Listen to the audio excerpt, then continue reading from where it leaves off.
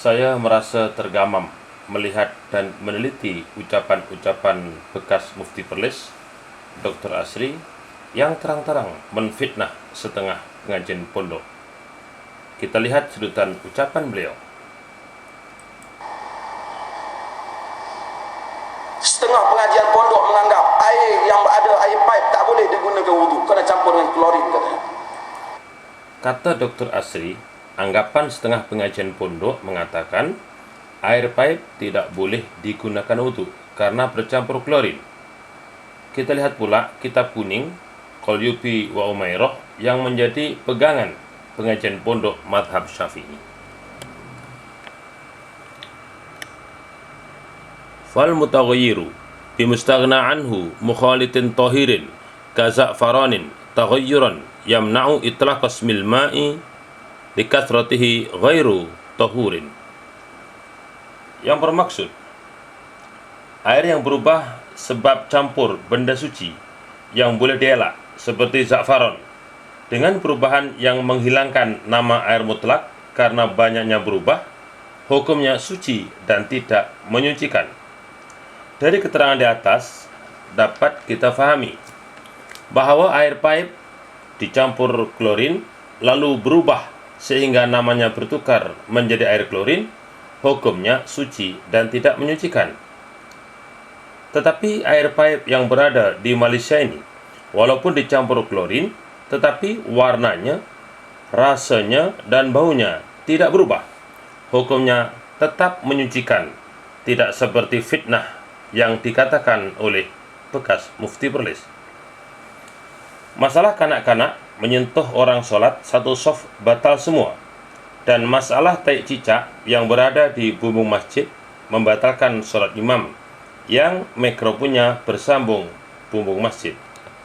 Kita lihat kenyataan beliau. Lagi sempit. Itu belum lagi cerita yang menyatakan tu imam batal kalau pakai mikrofon yang sangkut ni, kalau cicak ataupun burung berak tak bumbung. Fekah. Ataupun belum cerita lagi kalau budak sentuh satu sah batal. Sebab itu semua akademi fantasi budak duduk depan, datang masjid budak duduk belakang. Sempit. Fekah yang menyusahkan. Dia hanya memikirkan untuk membatalkan orang. Mari bulan puasa orang tu dah sakit, pergi je, injection batal. Nak pergi umrah kena cucuk dulu untuk kesihatan, dicucuk. Hari ini saya tak puasa, jadi cucuk. Apa kaitan cucuk kau dengan batal? Ini juga fitnah yang amat nyata, sebab pengajian pondok tidak berkata begitu, tetapi dalam kitab kuning mengatakan seperti berikut.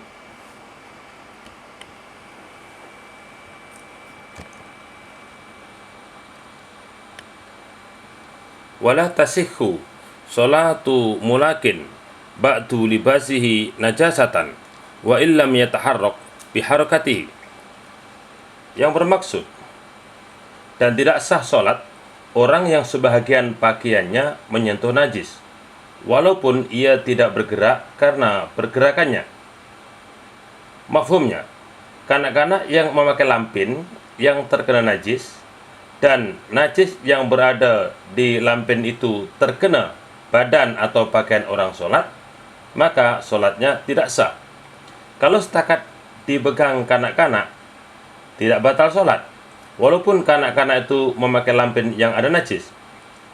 Tetapi kalau lampin dibuka dan najisnya disentuhkan badan atau pakaian orang yang solat, barulah solatnya itu batal. Itu pun bukan semua satu soft batal solat. Sebaliknya, yang batal hanyalah yang bajunya terkena najis saja. Masalah tai cicak pula, kita lihat kitab kuning. Wala qabidu tarafi syai'in kahablin ala najisin in taharraka dzalika syai'u al-kainu ala najisi bi harakatihi. Maksudnya, dan tidak sah solat orang yang menggenggam sesuatu seperti tali yang bersambung dengan najis apabila sesuatu yang menetap atas najis itu bergerak disebabkan pergerakannya. Dari keterangan di atas dapat difahami bahwa imam yang memakai mikrofon yang wayarnya bersambung dengan bumbung masjid yang ada tai cicaknya Apabila bumbung masjid itu bergerak disebabkan pergerakan imam, maka batallah sholat imam itu. Tetapi mana mungkin bumbung masjid itu bergerak? Dan kalau bergerak sekalipun, sholat imam tidak batal. Sebab najis ma'fu karena ausril ihtiros. Kita lihat pula kepakaran bekas Mufti Perlis Dr. Asri tentang membaca Al-Quran. Tuhan kata, awalam ya'lam anna Allah qad ahlaka min qablihi min al-qurun man huwa ashaddu minhu quwwatan wa aktsara jam'a wa la yas'alu an dhunubihimul mujrimun. Simak Al-Quran, surat Al-Qasas ayat yang ke-78. Satu ayat sahaja terdapat 4 kesilapan. Yang pertama, Tuhan kata, awalam ya'lam anna Allah qad ahlaka salah. Yang betul, qad ahlaka.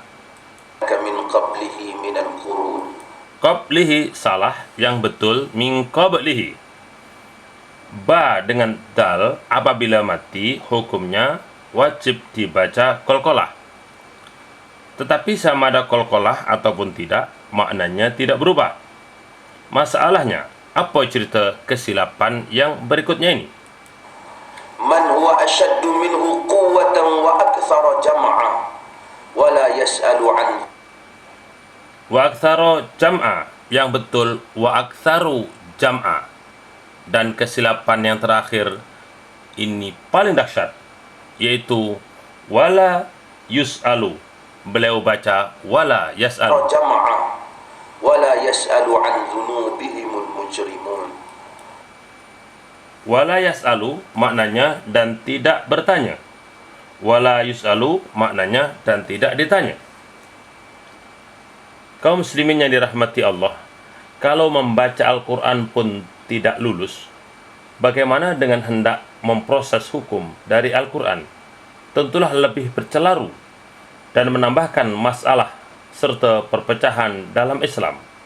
Kesimpulannya, bekas Mufti Perlis Dr. Asri membaca Al-Quran tidak tartil. Sedangkan firman Allah, warattilil Qur'ana tartila. Yang kedua, bekas Mufti Perlis Dr. Asri menfitnah pengajian pondok, sedangkan Allah berfirman, wal fitnatu asyaddu minal qatli. Yang bermaksud, fitnah itu lebih kejam dari pembunuhan. Tidakkah kita tahu cerita Hang Tuah? Hang Tuah dibunuh oleh Sultan Melaka. Hang Jebat menjadi penderhaka. Ramai orang mati karena pusaka. Semua ini disebabkan fitnah bekas fitnah Mahmud Jun yang celaka. Yang paling selamat dunia dan akhirat rujuk sahaja kepada fiqh mazhab Asy-Syafi'i yang memang pakar memproses Al-Quran dan As-Sunnah secara keseluruhan dan menjadi teras kerajaan di Malaysia untuk perpaduan ummah.